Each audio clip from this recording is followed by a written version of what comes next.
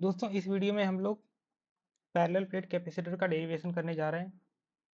तो parallel plate capacitor में दो प्लेट होती हैं जो बहुत ही नज़दीक रखी होती है और उसके बीच में एक डाइलेक्ट्रिक मीडियम भरा होता है और कनेक्शन के लिए ऐसे वायर लगे होते हैं।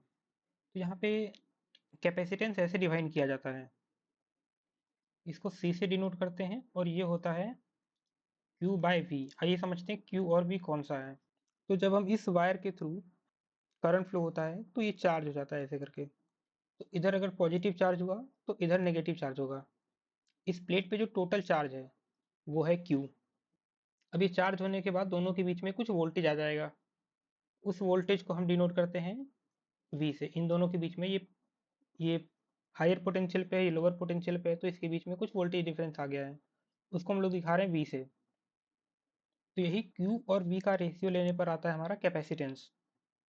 अब इसको डेराइव करने के लिए कुछ और भी चीज़ें देखते हैं, जैसे कि इस प्लेट का एरिया A है, प्लेट एरिया को हम लोग A से डिनोट कर रहे हैं।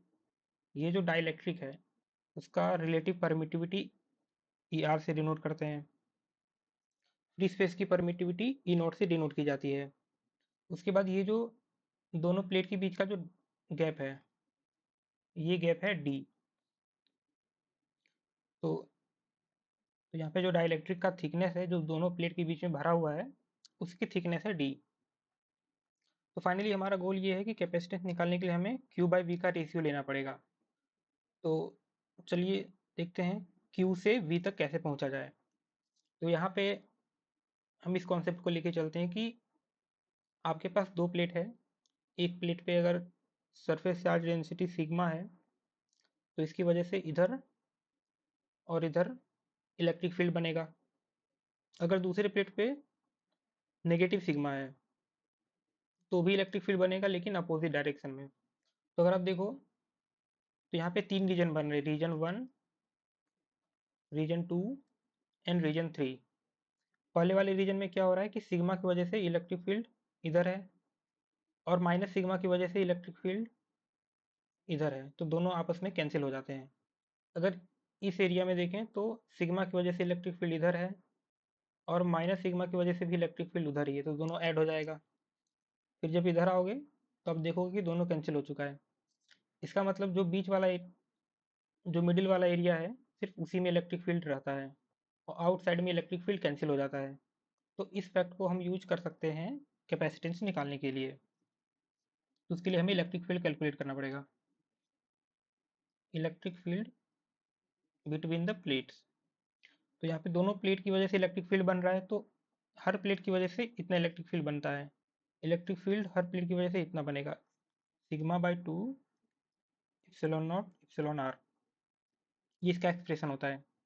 फिर दूसरे प्लेट की वजह से भी इतना इलेक्ट्रिक फील्ड बन रहा है, तो जब आप इन दोनों को जोड़ दोगे तो आपको मिलेगा sigma by epsilon nought epsilon R.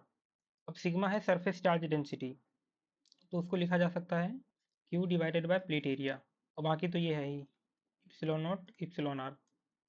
ये हो गया Q by epsilon nought epsilon R. अब वोल्टेज की बात करें तो वोल्टेज कैसे लिख सकते हैं।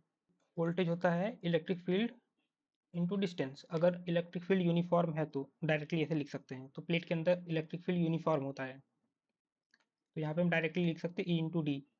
और ई आपका है Q by epsilon nought epsilon R multiply distance, तो आपका हो गया Q D by A epsilon nought epsilon R. Finally अब हम कैपेसिटेंस निकाल सकते हैं। तो कैपेसिटेंस यानी कि C that is Q by V। Q और V की जगह पे ये पूरा एक्सप्रेशन रख सकते हैं Q D। तो यहाँ से Q और Q कैंसिल हो जाएंगे और आपको मिलेगा A epsilon nought epsilon R by D। तो C आपका हो गया A।